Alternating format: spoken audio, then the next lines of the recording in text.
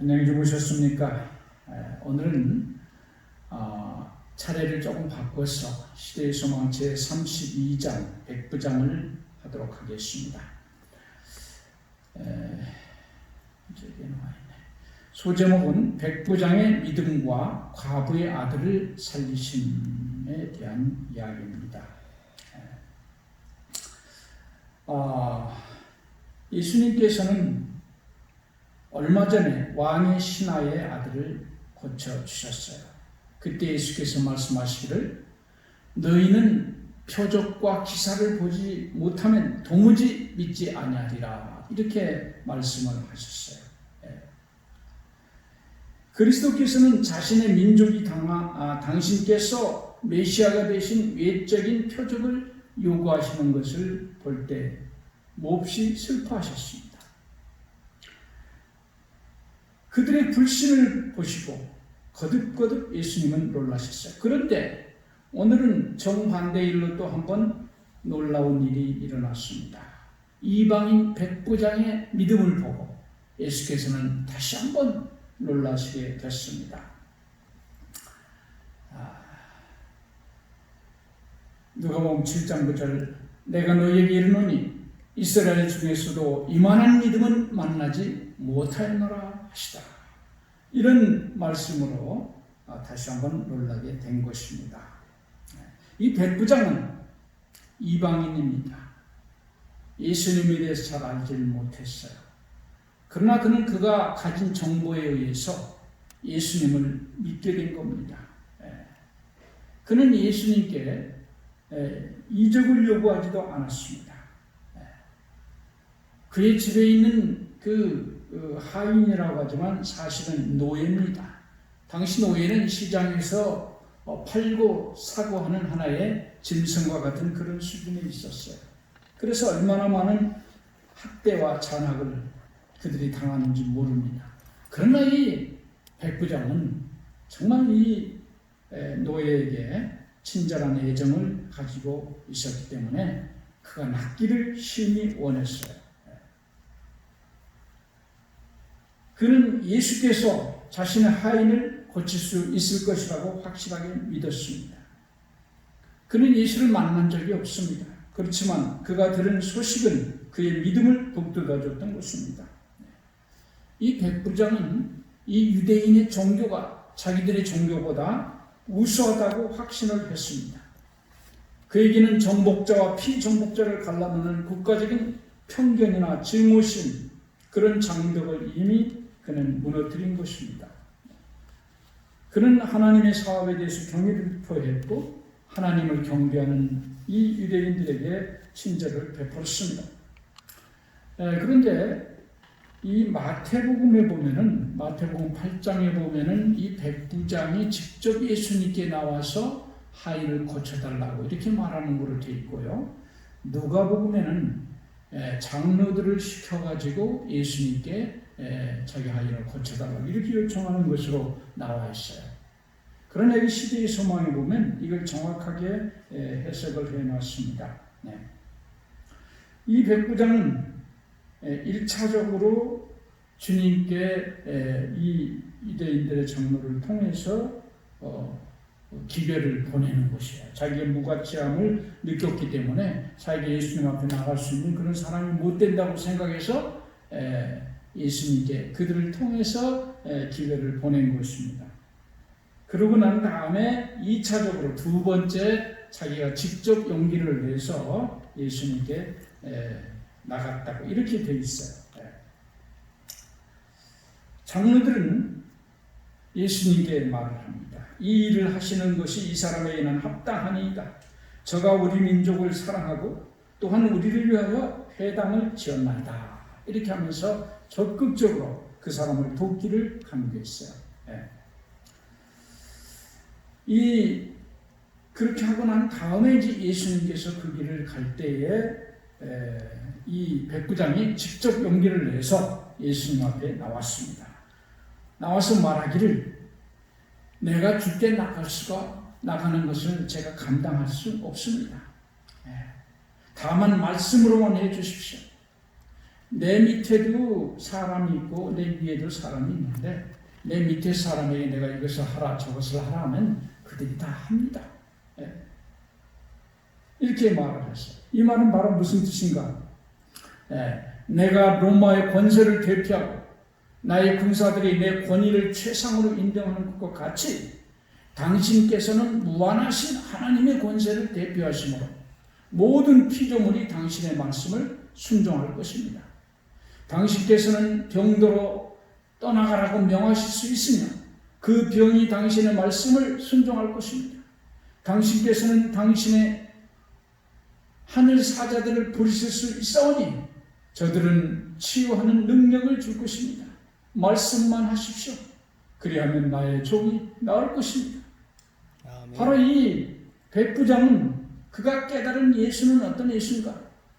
창조주요 우주의 질서를 조절하시는 절대자라고 하는 그 믿음을 예수님께 보였던 것입니다.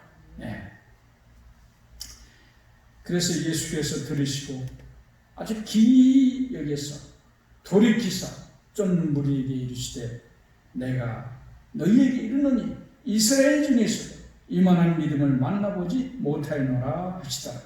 그리고 백부장에게 네 믿음대로 될지어다 하시니 그 시로 하인이 나으니라. 이렇게 얘기했습니다. 여기 백부장은 기도의 원리를 이해한 사람이에요.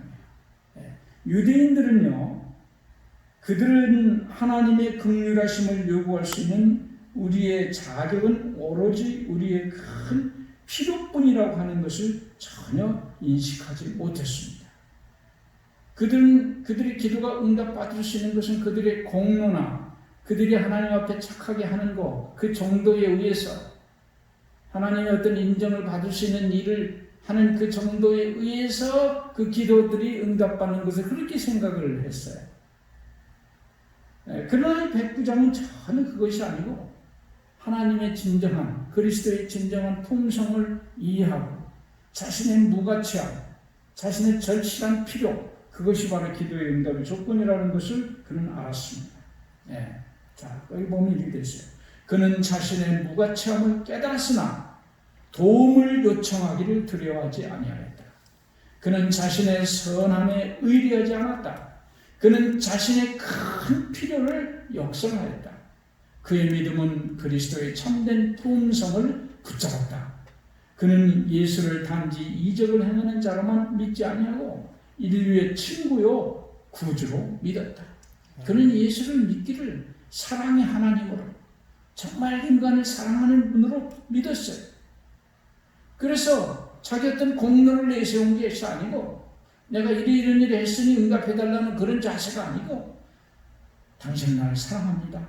그런데 내가 이것이 절대로 필요합니다. 그의 필요를 역설했습니다. 그럴 때 응답을 받게 되는 것이에요. 여기 보니까 이렇게 되어 있습니다. 우리는 하나님께서 추천할 만한 것은 아무것도 갖고 있지 못하나 우리가 현재 그리고 항상 말할 수 있는 간구는 예수의 구원하시는 능력을 필요로 하게 만드는 우리의 전혀 무력한 상태에 대한 간구인 것이다. 우리의 전혀 무력한 상태에 대한 간구인 것이다. 우리는 모든 자기 의뢰심을 버림으로 갈바리의 십자가를 바라보고 이렇게 말할 수 있다. 내 손에는 가지고 갈 아무 대가도 없습니다. 다만 주의 십자가에 매달릴 뿐이옵니다. 이렇게 말할 수밖에 없다는 것이에요. 여러분, 우리의 무력한 기도의 참된 비결이라고 하는 것을 우리는 절대로 잊으면 안 돼요. 죄인의 무력감과 괴로움은 하나님의 마음을 흔듭니다.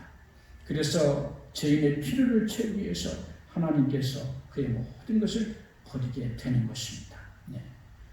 기도는 이 무력한 자만을 위해서 마련되어 있습니다. 그것은 무력한 자가 마지막으로 의지하는 수단입니다. 사람의 마지막 돌파구, 그게 바로 기도라고 하는 것입니다. 사람들은 대개 자기가 할 걸 다 해보고 제일 나중에 기도를 합니다. 그래서 기도는 그 사람의 최후의 생명의 수단이 되는 것이에요. 이 무력감에 의지하는 기도가 아니면 기도가 아닌 것입니다. 무력감과 기도는 나눌 수가 없는 것입니다. 무력한 자만이 참으로 기도를 할 수가 있습니다. 우리가 중풍 예수님 앞에 나온 이 중풍병자를 보십시오. 그는 예수님께 어떤 것도 구하지 않았습니다. 심지어 병을 고쳐달라는 말도 하지 않았어요. 그는 죄만 용서받기를 원하는 마음으로 무력하게 예수님을 바라보고 있었습니다. 그러나 예수님 그의 모든 필요를 아시고 내 죄의 사함을 받았느냐, 그의 가장 원하는 그런 말씀을 선언하실 수가 있었던 것입니다. 무력함, 이건 마치 어머니의 품에 누인 어린아이와 젖먹이 어린아이와 같아요. 이 어린아이는 자기 말을 할 수가 없어요. 그러나 간절한 필요가 있습니다. 그럴 때 그가 어떻게 합니까? 그가 할 수 있는 최선의 표현을 합니다. 그건 우는 것입니다. 우는 것밖에 없어요. 그러면 그 어머니는 그 우는 일을 통해서 그 아이의 모든 필요를 재빨리 알아챕니다. 어쩔 때는 울 필요도 없어요. 그 아이를 쳐다만 봐도 이 어머니는 다 무엇을 이 아이가 원하는지를 알게 되고, 그 아이의 그 무력감과 그의 간절한 필요는 그의 마음을 흔드는 것입니다. 그래서 그 아이를 위해서, 아이의 필요를 위해서 평생을 바칠 것을 어머니는 결심을 하고 그 일을 하는 것입니다. 하나님도 마찬가지입니다. 우리의 무력함, 우리의 절실한 필요 하나님은 아십니다. 그럴 때 우리 하나님 마음이 흔들리면서 하나님은 영원한 세월을 통해서 우리의 필요를 채우기 위해서 그의 사실은 모든 것을 바치려는 그런 마음을 하나님이 갖게 되는 것입니다. 여기 보니까 이렇게 되어 있어요. 그러나 이방인 태생이여 제국 로마의 우상 숭배 교육을 받았고 군사훈련을 받았으며 그의 교육과 환경으로 말미암아 겉보기에는 영적 생애에서 끊기는 것처럼 보이고, 더구나 유대인의 완미함과 이스라엘 백성에 대한 로마의 멸시로 말미암아 한층 더 방해를 받은 백부장인 이 사람이 아브라함의 자손들이 눈이 멀어 보지 못했던 그 진리를 이해했던 것이다. 그는 유대인들 자신이 그들의 메시아 되심을 주장한 예수를 받아들이는지를 보고자 기다리지 않았다. 세상에 와서 각 사람에게 비추는 빛이 그를 비췄을 때 매우 멀리 떨어져 있었지만 그는 하나님의 아들의 영광을 식별하였다. 이 백부장의 믿음이 이런 것이었어요. 그래서 예수님께서 이렇게 말씀하십니다. 너희에게 이르노니 동서로부터 많은 사람이 이르러 아브라함과 이삭과 야곱과 함께 천국에 앉으려니와 나라의 본 자손들은 바깥 어두운 데 쫓겨나 거기서 울며 이를 갈미 있으리라. 슬프다. 얼마나 많은 사람들이 아직도 이와 같은 치명적인 실망을 안겨줄 노선을 걷고 있는가. 이스라엘 백성, 아브라함의 후손이라고 자처하는 많은 사람들이 그날 천국에서 쫓겨나가지고 바깥 어두운 데서 슬피 울며 이를 갈미 있을 것이야. 그러나 여기 이방인, 정말로 자기들이 정복한 피정복민이 섬기던 그 하나님에 대한 믿음, 그러나 그들은 받아들이지 않는 구세주를 그는 받아들이고 그분에 대한 진정한 견해를 가졌던 것입니다. 자, 이제 두 번째로 나인성 과부의 아들을 살리신 이야기입니다. 여기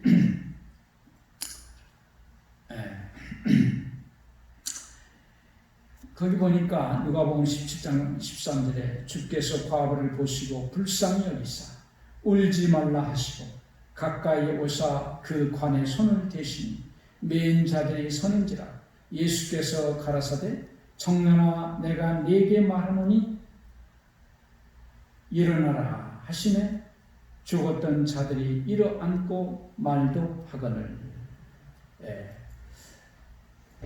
먼저 나왔어요.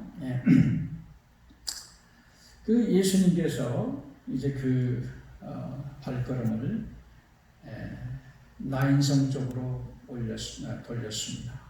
그 나인성은 에스드론 평지를 내려다볼 수 있는 아주 고원의 위치하고 있었습니다. 그 성을 향해서 가는 동안에 저쪽에 산무리가 이쪽으로 옵니다. 두 무리가 이제 마주치게 됐어요. 그 행렬은 장래의 행렬이었습니다.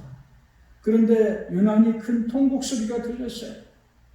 그 보니까 한 과부가 자기의 유일한 의지인 아들을 잃고 독자, 하나밖에 없는 독자를 잃고 몹시 구슬프게 울면서 그 관을 따라오고 있었어요.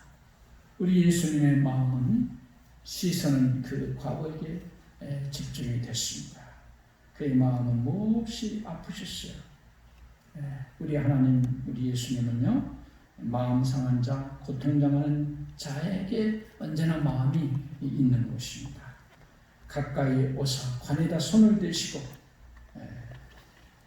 그 당시에는 이 유대법에는 관에, 죽은 사람의 관에 손을 댄다는 것은 부정하게 되는 일이기 때문에 아무나 되지를 않습니다.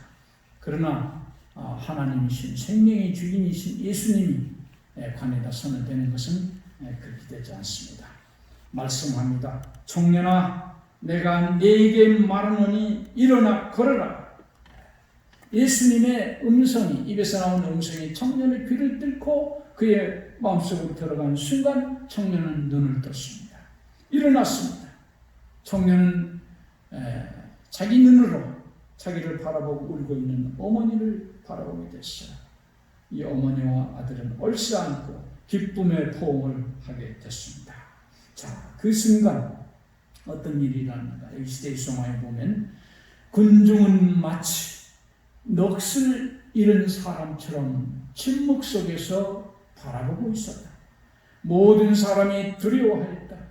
입을 다문 채 경건한 마음으로 그들은 마치 하나님이 임재하심 앞에 있는 것처럼 잠시 동안 서 있었다. 그리고 하나님께 영광을 돌려 가로되 큰 선지자가 우리 가운데 일어나셨다 하고 또 하나님께서 자기 백성을 돌아보셨다 하더라. 장래의 대열은 개선의 행렬로 나인성으로 돌아갔다. 생명의 하나님이 계신 곳에 죽음의 행렬은요, 개선의 생명의 행렬로 바뀌어지는 곳입니다. 군중들은 이 당시 예수님이 죽은 자를 살리는 모습을 통해서 창조주 하나님이 그곳에 서 계시는 그런 임재하심을 느꼈다고 하는 것입니다. 여기 보니까 죽은 자를 부르사 다시 살리신 예수의 말씀은 나인성의 청년에게 말씀하실 때와 같이 오늘날에도 효험이 있다. 하늘과 땅의 모든 권세를 내게 주셨으니 라고 예수께서 말씀하신다. 그 능력은 세월의 추위로 말미암아 감소되거나 당신의 넘치는 은혜의 끊임없는 활동으로 인하여 고갈되지도 아니하였다. 당신을 믿는 모든 사람에게 예수는 여전히 살아계신 구주이시다. 옛날에 나인성 과부의 아들을 말씀 한마디로 살리신 그 하나님의 창조의 능력, 그 말씀의 능력은 지금도 그 과부의 아들에게 말할 때와 똑같이 오늘날에도 효험이 있다. 아멘? 아멘. 그 말씀은 변하지 않는 말씀입니다. 하늘과 땅의 모든 권세를 내게 주셨으니 라고 예수님께서 말씀하셨다. 그 능력은 세월의 추위로 말미암아 감소되거나 당신 넘치는 은혜의 끊임없는 활동으로 인하여 고갈되지도 아니하였다. 당신을 믿는 모든 사람에게 예수는 여전히 살아계신 구주이시다. 아멘. 자, 아까 백부장에 나타나신 예수님, 백부장의 믿음, 창조주와 똑같은 그분, 자기 집에 들어오는 것도 감당치 못하고 그 앞에 나가기도 로마의 백부장이지만 그 나갈 수 없다고 생각한 그 창조주는 그 믿음대로 그가 그런 일이 일어났습니다. 예수님께서 그 집을 가지도 않고 낫다고 선언했을 때 낫버렸어요. 바로 창조주 하나님을 그가 믿으니까 그런 역사가 일어났습니다. 지금 나인슨 과거에 아들 고치듯 창조주 하나님으로서 말씀하신 것입니다. 믿는 자에게는 그 일이 그대로 일어나는 것입니다. 사단은 그리스도의 능력의 말씀을 믿음으로 받아들이는 영혼을 영적 사망에 붙잡아둘 수 없다. 하나님께서는 죄 가운데 죽은 모든 자들에게 잠자는 자여 깨어서 죽은 자들 가운데서 일어나라고 말씀하고 계신다. 그리스도의 능력의 말씀을 믿음으로 받아들이는 자를 사단은 영적 사망에 계속 붙들어줄 수가 없다고 하는 것입니다. 예수를 죽은 자 가운데서 살리신 이의 영이 너희 안에 거하시면 그리스도 예수를 죽은 자 가운데서 살리신 이가 너희 안에 거하시는 그의 영으로 말미암아 너희 죽을 몸도 살리시리라. 하나님의 놀라운 약속의 말씀입니다. 여기 보니까 할 수 있거든이 무슨 말이냐. 믿는 자에게는 능치 못할 일이 없느니라. 할 수 있거든이 무슨 말이냐. 믿는 자에게는 능치 못할 일이 없느니라. 예수 그리스도 여기 백부장처럼 창조주로 그대로 믿을 때 우리는 그 일이 일어날 수가 있는 것입니다. 여러분 꼭 그 말씀 그대로 믿으시고 놀라운 예수님의 능력을 통한 치유의 축복, 영생의 축복을 누리시는 여러분과 제가 되기를 바라면서 말씀을 마치겠습니다. 다 같이 기도하겠습니다. 하늘에 계신 우리 아버지, 오늘도 새로운 하루를 주셔서 감사합니다. 오늘 이 로마의 백부장, 이방인이 그가 전해들은 그 예수님에 대한 그 소식을 통해서 그분이 창조주 하나님이요 우주의 절대자라고 하는 것을 고백했습니다. 그렇게 예수의 이적을 보고 날마다 예수님을 받던 유대인들이 거절했던 그 예수님을 이 이방인이 그 작은 정보를 가지고 확실하게 예수님을 창조주로 인정했을 때 놀라운 역사가 일어나는 것을 우리가 보았습니다. 거룩하신 주님이시여, 우리가 예수님에 대하여 얼마나 알고 있습니까? 주님, 우리에게 믿음을 더하여 주시옵소서. 내 믿음대로 될지니라. 할 수 있거든이 무엇이냐? 믿는 자들에게 능치 못할 일이 없다고 하신 예수님, 우리 예수님을 그렇게 믿고 그 놀라운 주님의 능력을 체험할 수 있도록 도와주시옵소서. 오늘도 우리의 삶을 주장해 주시고 오늘도 하나님 앞에 드려지는 모든 기도를 응답해 주시고 이 창궐하는 이 코로나 바이러스로부터 우리 사랑하는 환우들을 지켜주시고 우리 병원을 지켜주시옵소서. 이 국가에서 이 코로나가 속히 물러갈 수 있도록 주님이여 이 나라를 긍휼히 여겨 주시옵소서. 아멘. 예수님 이름으로 간절히 기도합니다. 아멘.